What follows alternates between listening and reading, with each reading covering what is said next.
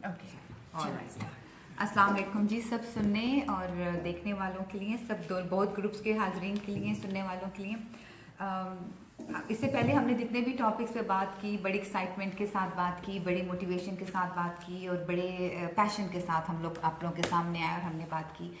इस दफ़ा बात तो हम बहुत इंपॉर्टेंट टॉपिक पे कर रहे हैं, लेकिन पैशन नहीं है, उस तरह की मोटिवेशन नहीं है। हम सब के ऊपर हम सब पे इस टाइम पे एक फियर और एंगर का इशू चल रहा है। अगर आप इस वक्त टीवी चैनल्स खोल के देखें तो इस वक्त सिर्फ और सिर्फ एंगर है, हर तरफ एंगर है, या एक और वो एंगर जो है वो एक किस्म का फियर इंस्टिल कर रहा है आपके अंदर। तो जितना कुछ हमने देखा और हम अनफॉर्चुनेटली जब हमने ये टीवी प्रोग्राम्स देख रहे हैं तो जो इमोशनल स्टेट है सबकी, उसमें जब कोई हल नहीं नजर आता तो हमारे पास सिर्फ एक वीडियो मिलता है जो कि आमिर खान का वीडियो है, जो कि सत्यमेव जयते के प्रोग्राम से, और हर चैनल जो है वो उसको इस्तेमाल कर रहा है और दिखा रहा है बच्चों को। और कितने अफसोस की बात है कि हम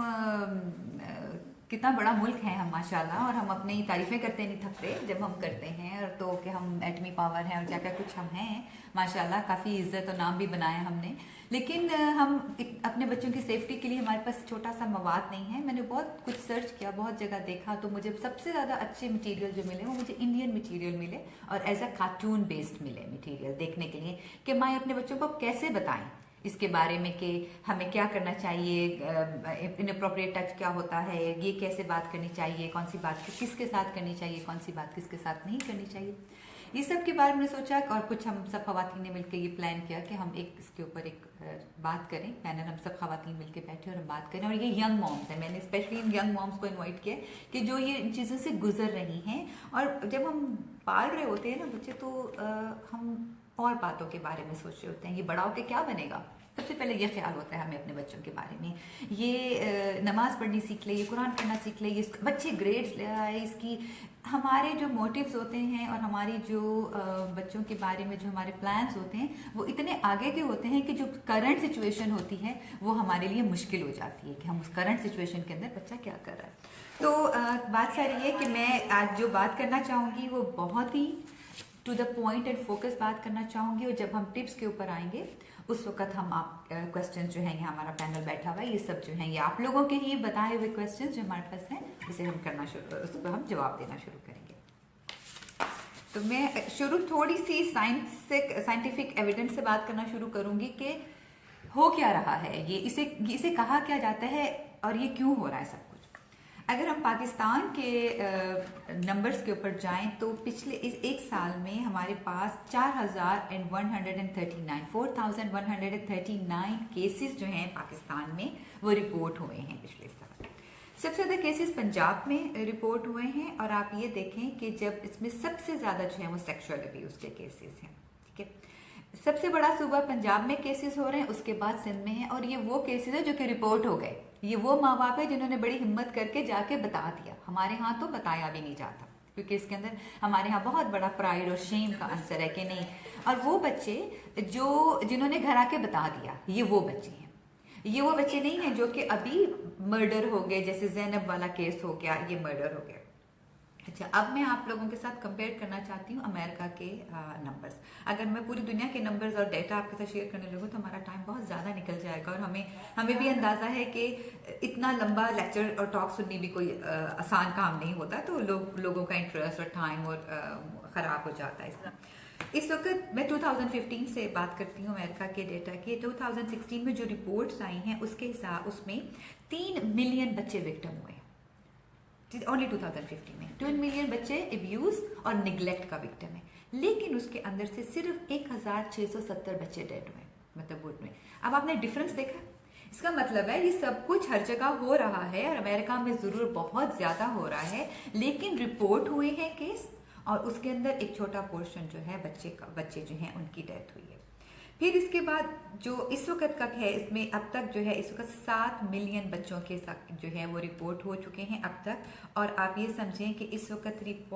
3.4 मिलियन बच्चे जो हैं उनको प्रिवेंशन सर्विसेज प्रोवाइड की जा रही हैं। तो इसका मतलब ये है कि 50% से ज़्यादा जो बच्चे हैं, हो सकता है वो छोटा सा केस हो, बाजार में किसी ने कुछ किया, घर में किसी ने कुछ किया, स्कूल में किसी बच्चे को,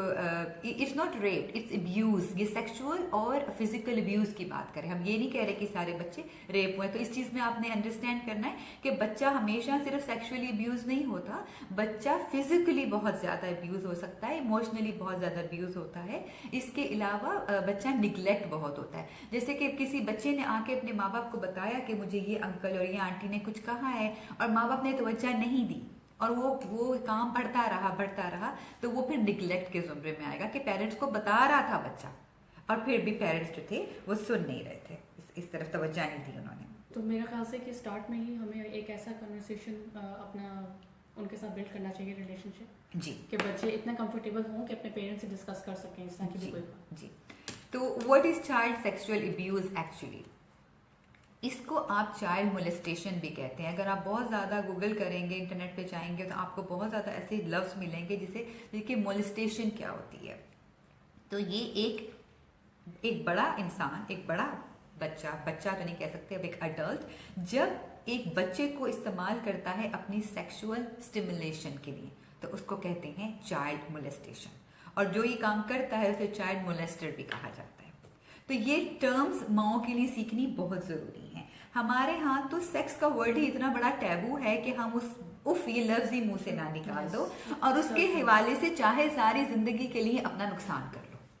लेकिन हमें चंद एक टर्म्स बहुत जरूरी हैं कि हम वो सीखें और हम अपने बच्चों के साथ उसके बारे में बात करें, उसके बारे में।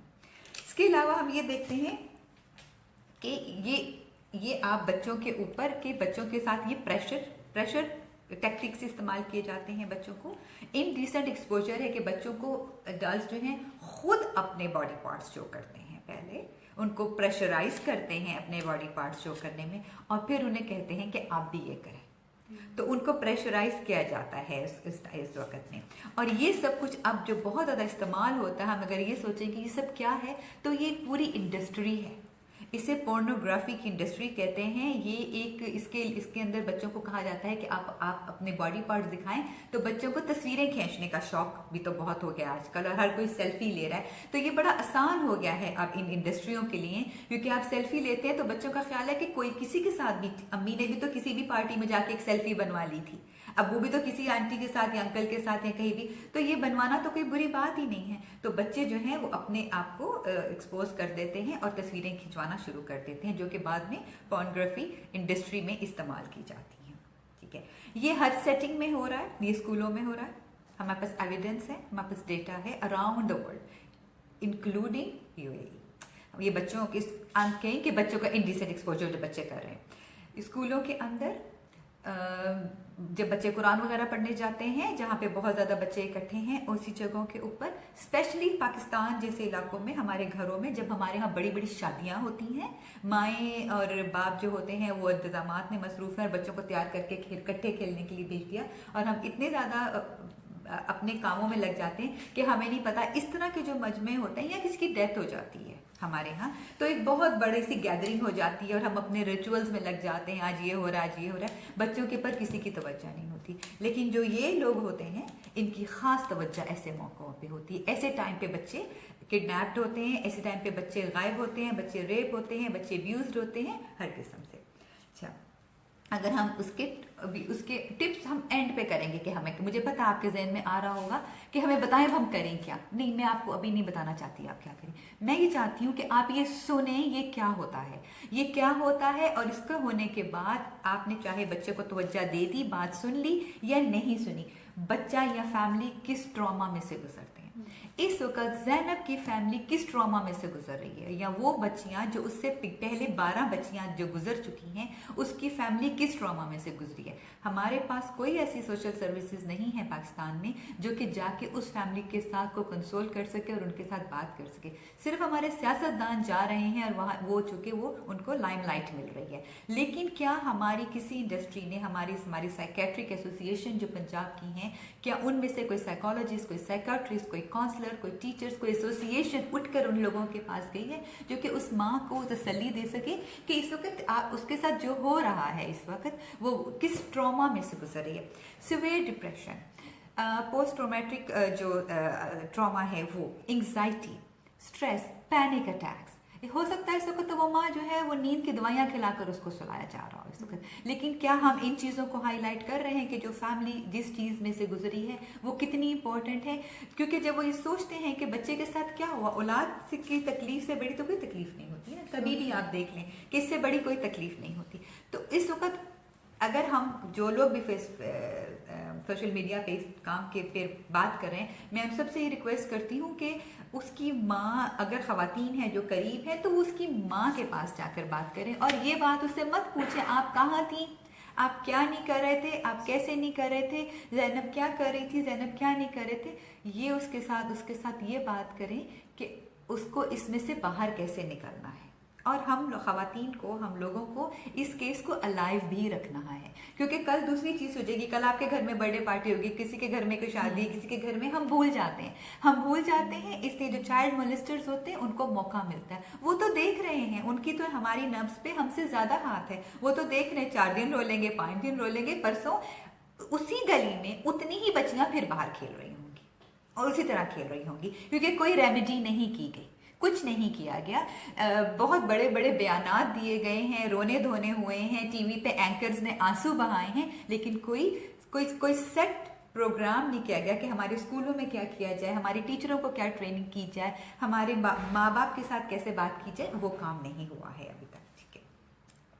जब मैं कुछ नंबर्स और बताना चाहती हूँ कि इस वक्त पूरी दुनिया में जो हमारे पास डेटा है, global prevalence of child sexual abuse वो 19.7% फीमेल्स के लिए है और 7.9% मेल्स के लिए हैं। मतलब आप देखेंगे 19.7% बच्चियां पूरी दुनिया में अब्यूज़ होती हैं और 7.9 बच्चे लड़के अब्यूज़ होते हैं। इसके अलावा अगर आप ये देखें कि 60% जो इसके अंदर से है वो अब्यूज़ आपकी फैमिली में से होता है, आपके फ्रेंड्स में से, बेबी सिटर्स, टीचर्स, स्कूलों के चौकीदार, बस ड्राइवर, कारी पढ़ाने वाले,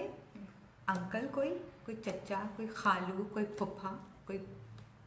अपने ही रिश्तेदारों में से 60% अराउंड द वर्ल्ड, ये मैं पाकिस्तान की बात नहीं कर रही, अराउंड द वर्ल्ड ये हमारे पास डेटा है। इसलिए सबसे पहले जब कोई ऐसा केस होता है तो फैमिली किसको की बहुत स्क्रूटनी अराउंड इर्द गिर्द जो है वो की जाती है।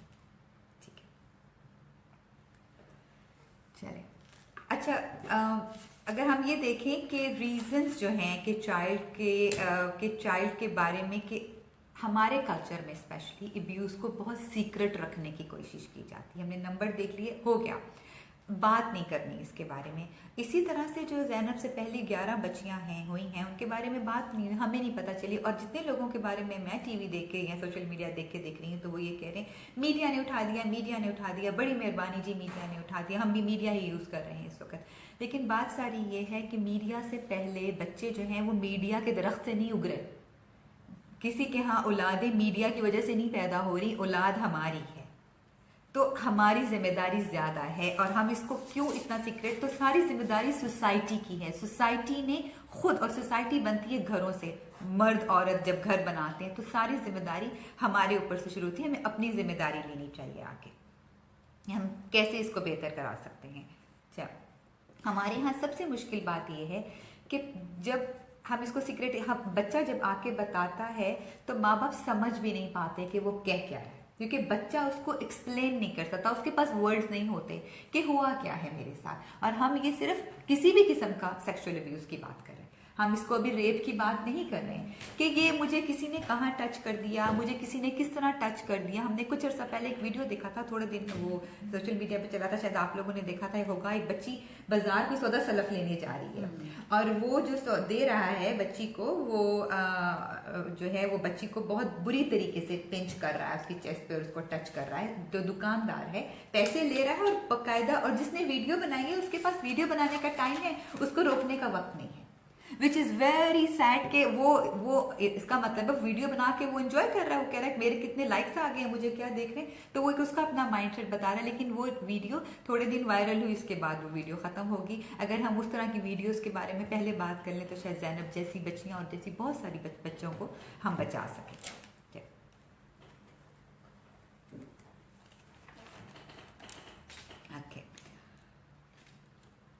अच्छा, बच्चे बहुत ज़्यादा ये बिलीव करते हैं कि बच्चे जो हैं वो किसी को बताएंगे तो वो ट्रबल में चले जाएंगे।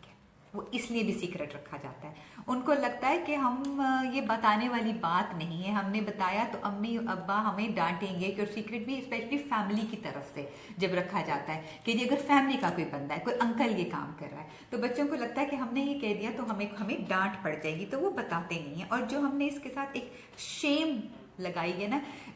कि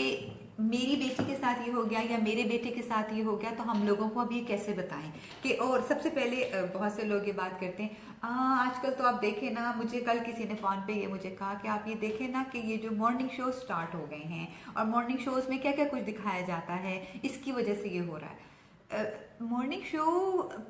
बहुत सारा कुछ हो रहा है दुनिया में, हम सिर्फ मॉर्निंग शो को नहीं कह सकते। मॉर्निंग शो से बहुत ज़्यादा जो हैं वो इनअप्रोप्रिएट गंदे मैगजीन्स बाहर मिल रहे हैं, तस्वीरें बिक रही हैं, स्कूलों में बच्चे बच्चियां ये सब कुछ देख रहे हैं, दिखा रहे हैं। जो मैगजीन है वो तो माओ की तरबियत कर रहा है।